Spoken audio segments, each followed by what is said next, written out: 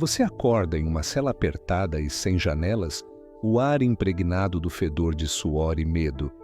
Paredes frias de pedra machucam sua pele já ferida e uma algema de ferro enferrujado morde seu tornozelo coberta de sangue seco. Você tem apenas 15 anos, mas há tanto tempo deixou de contar aniversários. Ao longe, risadas ecoam da grande casa acima, um som cruel e zombeteiro que embrulha o estômago. Esta é sua vida agora.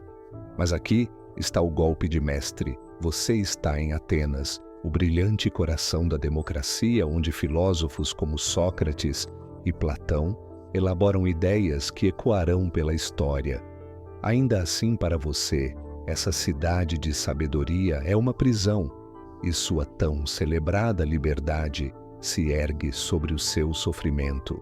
Nos próximos 30 minutos, você vai descobrir uma verdade que 90% dos livros de história ignoram. Uma história tão crua, tão humana, que mudará seu olhar sobre passado e presente. Se você passar batido por este vídeo, pode perder uma lição capaz de transformar sua visão sobre poder, justiça e o preço da civilização. Então fique comigo. Deixe seu like se estiver pronto para mergulhar nas sombras da história e comente de onde você está assistindo. É surpreendente pensar que estamos explorando essa tragédia antiga juntos, conectados pelo tempo e pelo espaço pela mesma curiosidade. Não é apenas o relato da dor de um garoto. É uma janela para um mundo onde beleza e brutalidade andavam lado a lado, onde os homens que debatiam virtude eram donos de seres humanos como propriedade. Mas há um detalhe na vida desse menino, que ninguém poderia prever, uma fagulha de resistência que nem as correntes conseguiram apagar. O que será? Vamos descobrir. Voltemos um pouco e preparemos o cenário. É o século V a.C. e Atenas é a joia do mundo antigo. É a cidade que nos deu a democracia, onde cidadãos se reuniam para votar e debater o destino da polis. É onde filósofos como Aristóteles rabiscavam ideias que ainda moldam nossas leis e nossa ética. É onde poetas e dramaturgos criaram histórias que até hoje encenamos. Mas aqui está o segredo sórdido: nada disso seria possível sem a escravidão. Até 40% da população ateniense, cerca de 80.000 pessoas, vivia escravizada, trabalhando em campos, minas e residências para que os cidadãos livres pudessem filosofar e votar. Esses não eram meros trabalhadores anônimos, eram seres humanos muitas vezes arrancados de casa por dívidas, guerras ou simplesmente por sua beleza. As leis de Atenas permitiam vender os próprios filhos para saldar dívidas. Imagine um pai obrigado a trocar a vida do filho por algumas moedas de prata. Um sistema tão brutal que arrepia a pele, mas era a base da primeira democracia do mundo. Compare isso com a Roma antiga, onde a escravidão também era desenfreada, mas sofria outras regras. Em Roma, alguns escravos podiam conquistar a liberdade e virar cidadãos com direitos. Em Atenas, a liberdade era um sonho distante para a maioria. A economia dependia tanto do trabalho escravo que, sem ele, os grandiosos templos e teatros teriam ruído antes mesmo de serem erguidos. Avance até os dias de hoje, e não é difícil ver paralelos. Pense nas roupas que você veste agora. Muitas talvez tenham sido costuradas por trabalhadores mal pagos em fábricas do outro lado do mundo. Nos nossos celulares, o cobalto das baterias frequentemente é extraído por crianças em condições perigosas. Celebramos nossas conveniências modernas, mas com que frequência paramos para pensar no custo humano? O engano é achar que a escravidão ficou presa em lições de história empoeiradas. Não ficou. Ela é uma sombra que alcança nosso mundo, escondida atrás de brechas legais e desculpas econômicas. Agora vamos focar no nosso garoto. O nome dele, perdido na história como tantos outros, Chamemo-lo Elias, um nome que significa esperança num mundo que tenta esmagá-la. Elias cresceu em uma vila encravada entre olivais, onde as crianças corriam descalças pelos campos e as mães cantavam canções de ninar sob o céu estrelado. A vida era difícil, mas cheia de pequenas alegrias até a seca chegar. Por semanas, o sol incinerou a terra, transformando plantações em pó e oliveiras em esqueletos frágeis. O poço da vila secou e a família de Elias, como tantas outras, encarou uma escolha que nenhum pai deveria enfrentar. Já tinham vendido as cabras, as joias, todo fragmento de valor. Mas o Senhor da Terra continuava batendo à porta, o livro de dívidas impagáveis em punho. A solução: Elias. Com apenas 12 anos, ele era a última moeda que lhes restava. O pai de Elias não conseguia encarar seus olhos, e a mãe desvia o olhar enquanto as mãos ásperas de um mercador de escravos examinavam seus dentes como quem checa um cavalo. Boa mercadoria, disse o comerciante lançando moedas de prata que reluziam ao sol.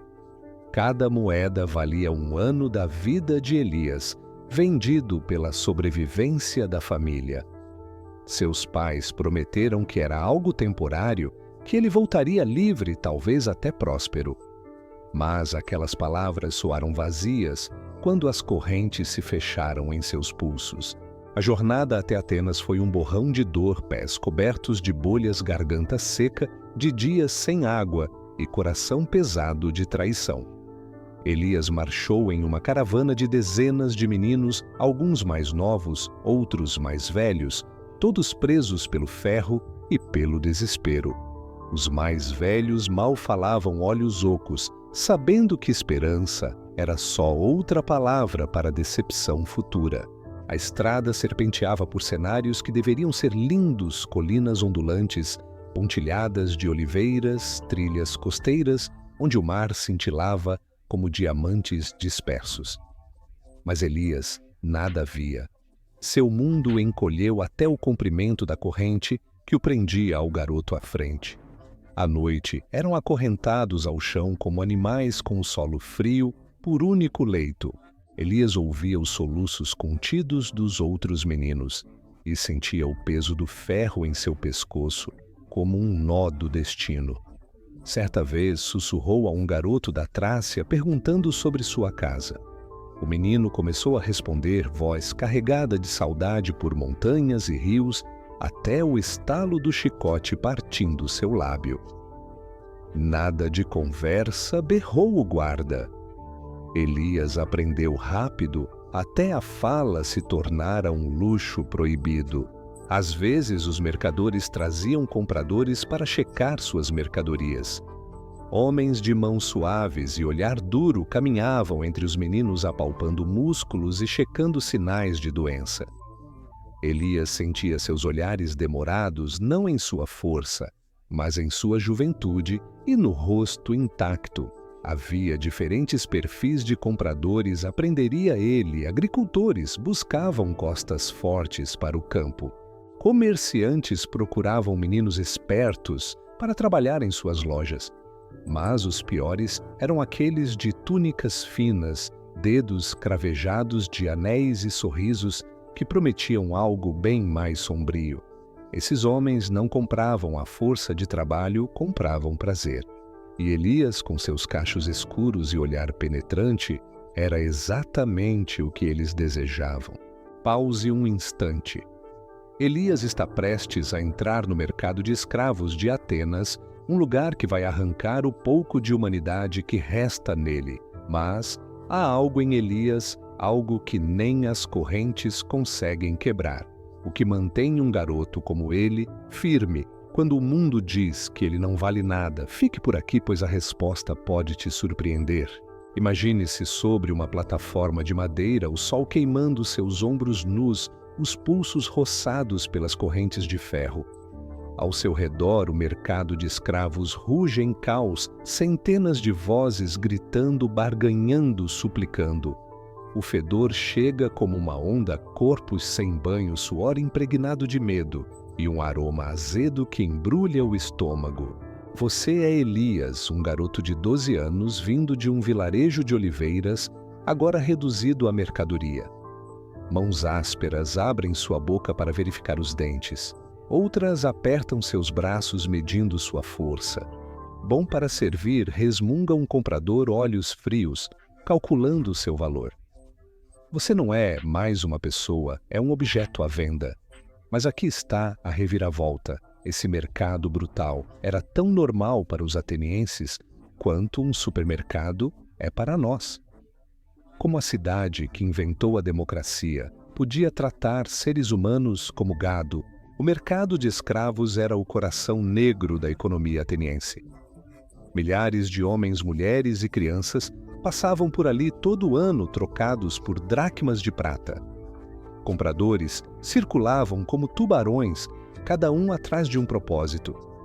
Agricultores queriam mãos fortes para o campo, mercadores mentes ágeis para as contas. Mas os homens de túnicas púrpura, dedos pesados de ouro, buscavam outra coisa. Eles varriam as plataformas em busca de juventude, beleza, fragilidade, qualidades que nada tinham a ver com trabalho e tudo a ver com prazer.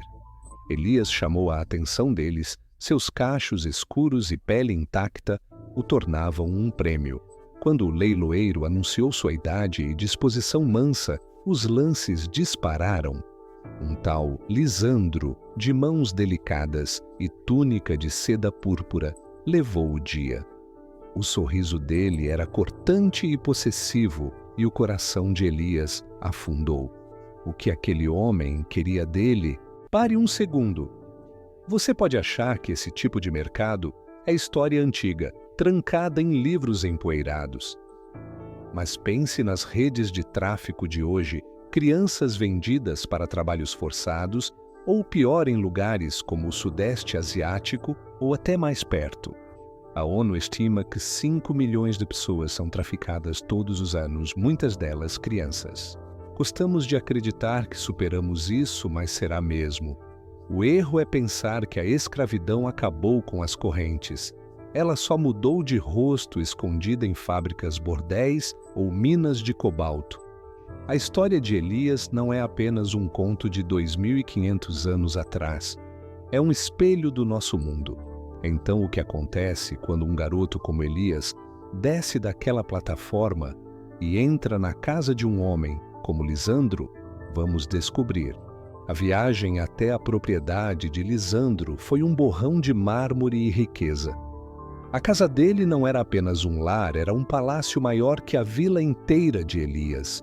Colunas monumentais reluziam ao sol, esculpidas com deuses e heróis. Mosaicos intrincados cintilavam no chão, mostrando cenas de vitória e glória. Servos corriam pelos corredores arqueados, carregando bandejas de figos e taças de vinho, movendo-se rápido e com nervosismo. Mas por trás de tanta beleza, algo parecia errado. Elias percebeu os outros meninos, alguns na sua idade, outros mais novos, todos com o olhar assombrado. Seus rostos eram belos, mas as expressões pareciam talhadas na resignação, como se a esperança tivesse sido esculpida em pedra. Surge então Demétrio, o supervisor. Ex-escravo subiu na hierarquia com astúcia e crueldade. O rosto marcado pelas cicatrizes contava sua própria história de sofrimento, mas a voz dele era dura como ferro ao impor as regras. Vocês comem 2 vezes ao dia, mingau de cevada ao amanhecer, pão e azeitonas ao anoitecer, roupa limpa 1 vez por semana, banho quando mandarem, dormem quando permitirem e falam somente quando falados. Nunca olhem um homem livre nos olhos, nunca recusem uma ordem, não importa qual seja. As palavras caíam como golpes, mas foi a última regra que congelou o sangue de Elias. Vocês estão aqui para servir ao senhor Lisandro e seus convidados da maneira que eles desejarem. O sorriso de Demétrio deixou claro o que maneira que desejarem significava.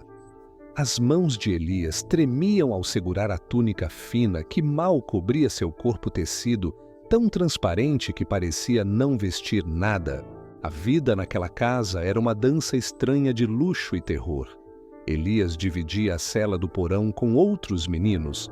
Marcos, um franzino de 14 anos com olhos carregados de dor.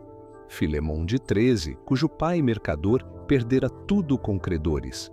E Alexios, mais velho e amargurado, que sussurrava avisos sobre os visitantes noturnos. As celas eram minúsculas com esteiras de palha e cobertores finos, e as paredes grossas de pedra engoliam todo o som. Elias entendeu por que isso importava quando ouviu o choro abafado de um garoto na cela ao lado. Aqueles meninos formaram uma família frágil, unida pelo sofrimento. Compartilhavam migalhas de pão quando os guardas não viam, trocavam olhares que diziam mais do que palavras, mas até esse laço era traiçoeiro. A promessa de comida melhor ou uma cama mais quente podia transformar um amigo em delator. Você pode pensar que uma casa, tão grandiosa com seus pisos polidos e copos de ouro, trataria os escravos melhor do que uma fazenda ou mina. Esse é o engano de supor que riqueza é sinônimo de bondade. Na verdade, o luxo tornava tudo ainda pior. As túnicas finas, o ar perfumado, o tilintar de taças faziam parte de um espetáculo que escondia a feiura por baixo. Compare isso a paralelos modernos. Pense nas mansões de Beverly Hills ou Dubai, onde trabalhadores migrantes limpam e servem em condições que beiram a escravidão. A Organização Internacional do Trabalho estima que 25 milhões de pessoas vivem em trabalho forçado, hoje muitas vezes em lugares reluzentes de riqueza. O mundo de Elias não era tão diferente. As paredes de mármore não amoleciam os golpes, apenas escondiam melhor os gritos. Os dias de Elias eram um borrão de tarefas: esfregar pisos, carregar água, servir comida a homens que nunca o viam, a não ser quando queriam algo bem mais sombrio. Mas eram as noites que o despedaçavam. Os convidados de Lisandro não eram apenas ricos, eram a elite de Atenas. Políticos que pregavam justiça na ágora, poetas que cantavam amor e honra, filósofos que dissecavam a alma, mas naquela casa suas máscaras caíam. Elias aprendeu a temer o som das risadas deles, o tilintar das taças e o modo como seus olhos demoravam quando as tochas queimavam baixo. O que acontecia quando o vinho corria solto e as discussões se transformavam em algo completamente diferente.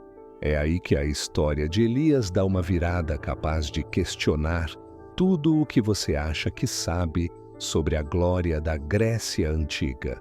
Você está em um salão majestoso, o ar pesado com cheiro de vinho e azeite, as paredes tremeluzindo com a luz das tochas. Colunas de mármore se erguem ao redor, esculpidas com cenas de deuses e heróis, enquanto o chão cintila em mosaicos de conquistas. Homens de túnicas reclinam em divãs almofadados, suas risadas subindo sobre o suave dedilhar de uma lira. Este é um simpósio, o ápice da cultura ateniense, onde a elite debate filosofia, poesia e o sentido da vida. Mas você não está aqui como convidado. Você é Elias, um escravo de 12 anos equilibrando uma bandeja de figos e vinho, o coração acelerado, enquanto olhares pousam em você. Esses homens políticos, poetas, filósofos, exaltam a virtude de dia, mas à noite suas palavras se torcem em crueldade. Como um lugar tão belo pode esconder tamanha brutalidade? O simpósio era mais que um banquete. Era o palco de poder da elite ateniense. Homens como Dionísio, um político que pregava justiça na ágora, tomavam vinho citando Homero, voz aveludada. Cleon, um mercador rico, debatida a imortalidade da alma com anéis reluzentes no dedo, e havia Teron, filósofo discípulo de Sócrates, olhar afiado e calculista. Ao mundo exterior, esses homens eram o alicerce da civilização, suas ideias moldando a democracia e a ética. Mas ali, no salão de Lisandro, as máscaras caíam. Ao fluir do vinho, os debates sobre virtude viravam piadas grosseiras, mãos se aventuravam nos meninos que os serviam. Elias temia o momento em que a lira silenciasse e o salão se tornasse tenso, o ar carregado de exigências não declaradas. Um toque no ombro, um sussurro de comando, não era mais sobre servir vinho. Você pode pensar que esses simpósios eram meros encontros intelectuais como palestras universitárias ou TED Talks. Esse é o engano. A verdade é que eram também espaços de poder absoluto, onde a elite satisfazia desejos que jamais admitiriam em público. Pense nos eventos da alta sociedade hoje, galas, jantares de arrecadação ou festas exclusivas onde os poderosos circulam. Por trás do brilho escondem-se histórias de exploração, trabalhadores mal pagos, vozes silenciadas ou muito pior. O movimento Me Too escancarou abusos semelhantes em Hollywood e além mostrando como o poder corrompe até os espaços mais refinados. O mundo de Elias não era tão diferente. Os filósofos que escreviam sobre justiça não o viam como humano apenas como instrumento de prazer. O erro é supor que intelecto equivale a moralidade. Não então, não agora. Elias aprendeu a sobreviver, tornando-se invisível. Movia-se em silêncio, cabeça baixa, evitando qualquer contato visual. Decorou os hábitos dos convidados, a preferência de Dionísio pelo vinho morno, o horror de Cleon a respingos, o mau humor de Teron depois da terceira taça. Sobreviver significava antecipar seus humores antes mesmo de pedirem. Mas cada noite lhe corroía a alma as risadas, a crueldade casual, as discussões sobre liberdade, enquanto ele permanecia acorrentado, um veneno lento. Certa noite, ao reabastecer o copo de Teron, o filósofo agarrou seu pulso, enchendo a voz de palavras tortuosas sobre a beleza da juventude como dom divino. Elias congelou bandeja, tremendo, ciente do que viria a seguir. O salão girou à luz das tochas, se borrando como estrelas caindo do céu. O que aconteceu nesses momentos, quando as risadas deram lugar ao silêncio, é uma verdade pesada demais para os livros de história. Mas é aqui que a história muda. Elias não estava sozinho. Nas celas escuras do porão brotava uma rebelião silenciosa. Imagine uma vela tremeluzente, quase sem força, para afastar a escuridão, projetando sombras nas paredes de pedra. Marcos, o franzino de 14 anos, com dor gravada no olhar, passou a Elias um pedaço de pão que havia escondido da cozinha. Filémon, o mais jovem, cantarolou uma melodia do navio do pai mercador tão suave que era quase engolida pelo silêncio. Alexios, o mais velho e amargurado, esculpia uma pequena figura na parede, um pássaro de asas abertas, um segredo só deles. Esses não eram apenas atos de sobrevivência, eram gestos de desafio. Compartilhar comida, cantar canções ou sussurrar histórias de casa eram formas de reivindicar pedaços de si mesmos que as correntes tentavam roubar. Esses momentos eram perigosos. Se Demétrio os pegasse, a punição era brutal, uma chicotada uma noite sem comida ou coisa pior. Certa vez, Elias cantou baixinho uma canção de ninar que a mãe lhe ensinara sobre olivais e noites estreladas. Ele manteve a voz tão sussurrada que mal se ouvia, mas os olhos de Filémon brilharam e por um breve instante não eram escravos, eram apenas meninos. Então ecos de passos. Demétrio surgiu na porta, o chicote enrolado como uma serpente. Acha que pode cantar à vontade? Rosnou, levantando o chicote. Elias estremeceu, esperando o golpe, mas Marcos avançou dizendo que a música era dele. A chicotada caiu. Em Marcos, suas costas sangraram, mas ele se recusou a gritar. Naquele silêncio que se seguiu, Filémon apertou a mão de Elias em promessa muda, protegeriam um ao outro, custe o que custar. Pense nisso no nosso mundo. Imigrantes em trabalhos árduos, faxineiros, lavradores ou operários de fábrica, muitas vezes preservam sua cultura em pequenos gestos, uma refeição compartilhada, um canto na língua materna, uma história contada em segredo. São verdadeiros salva-vidas, assim como a canção de Elias. A ONU estima que 281 milhões de pessoas vivam como migrantes, muitas agarradas à própria identidade em lugares hostis. O erro é pensar que quem está acorrentado ou em situação semelhante nos dias de hoje perde a vontade de resistir. Não perde. Resistência pode ser tão silenciosa quanto um canto sussurrado ou tão corajosa quanto defender um amigo do chicote. Elias e seus irmãos do porão eram a prova viva disso. Mas até quando conseguiriam aguentar se a cada dia arrancavam-lhes um pedaço da humanidade? E o que aconteceria quando um deles ousasse reagir de um jeito que ninguém esperava? Você encara um espelho de bronze, trincado à fraca luz de um lampião a óleo, projetando sombras no seu rosto. O garoto que devolve o olhar é um estranho, faces ocas, olhos opacos, de cansaço, corpo marcado por cicatrizes que contam histórias insuportáveis. Você é Elias agora, com 13 anos, mas o menino que corria pelos olivais e ria sob céus estrelados desapareceu. Na casa de Lisandro, você aprendeu a sobreviver desaparecendo, tornando-se uma sombra que se move sem som e obedece sem questionar.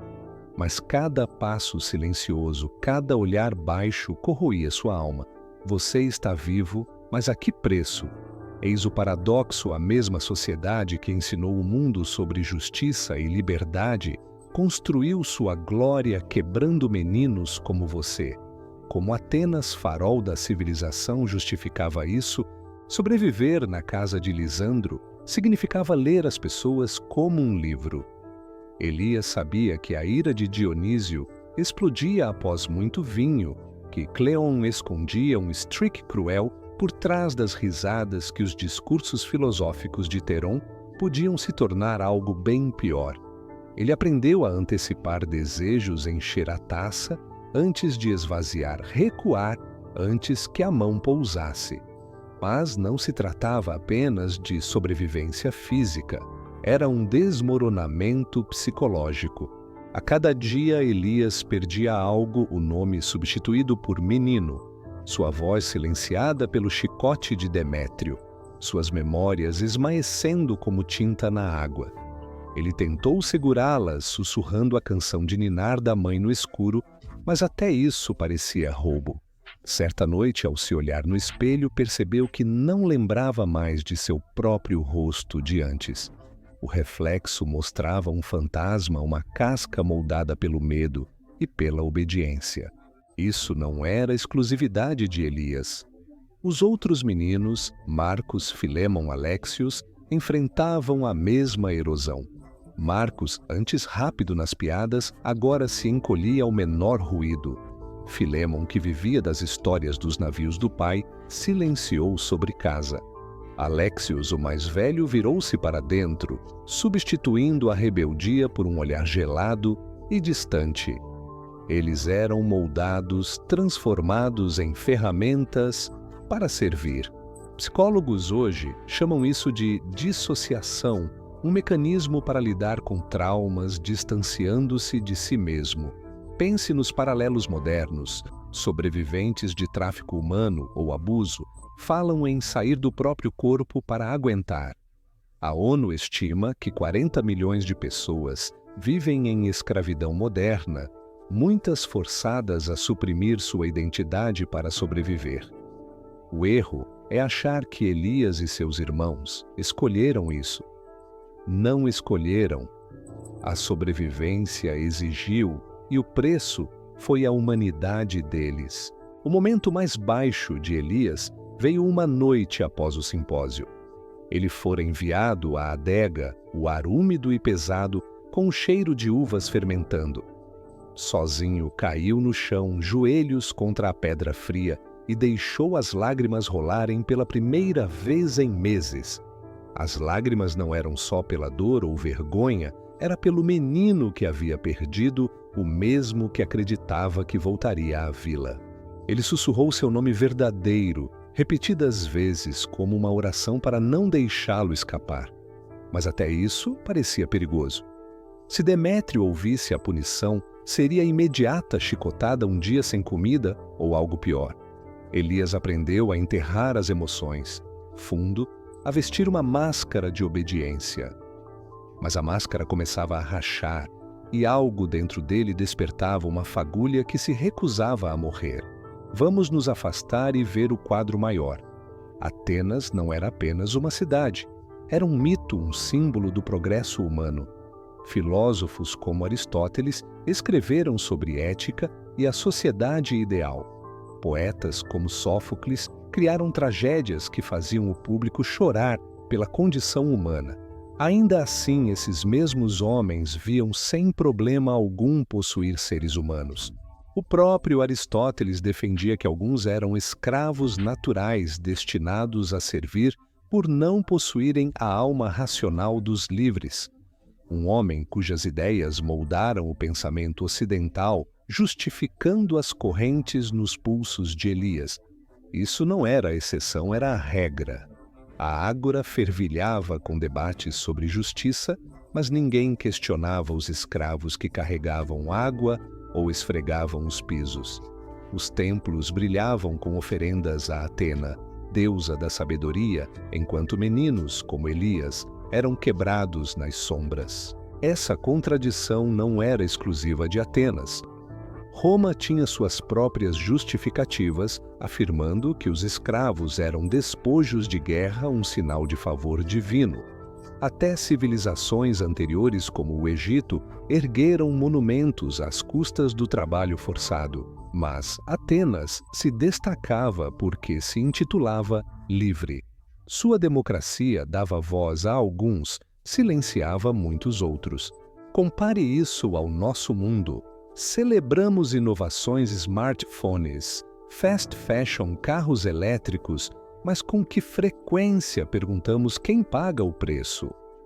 O cobalto da bateria do seu celular pode vir de Minas, no Congo, onde crianças trabalham 12 horas por dia. As roupas no seu guarda-roupa talvez tenham sido costuradas por operários que ganham centavos em Bangladesh. A OIT estima 160 milhões de crianças em trabalho forçado hoje. Elogiamos o progresso, mas baixamos o olhar para seu custo. Achamos que estamos acima da hipocrisia ateniense, mas só mudamos a roupagem. A história de Elias nos obriga a confrontar isso. Toda vez que ele servia vinho a um filósofo citando Platão, via a mentira daquelas ideias. Toda vez que esfregava o chão em mosaico, enquanto eles discursavam sobre liberdade, sentia o peso da cegueira deles. Mas aqui está o ponto. Elias não era invisível para todos. Marcos o protegia com seu próprio corpo. Filêmon partilhava pão quando a fome apertava. Esses pequenos atos não eram só sobrevivência. Eram um dedo do meio no sistema que tentava apagá-los. Eram a prova de que a humanidade resiste mesmo nos lugares mais sombrios. Mas até quando Elias aguentaria?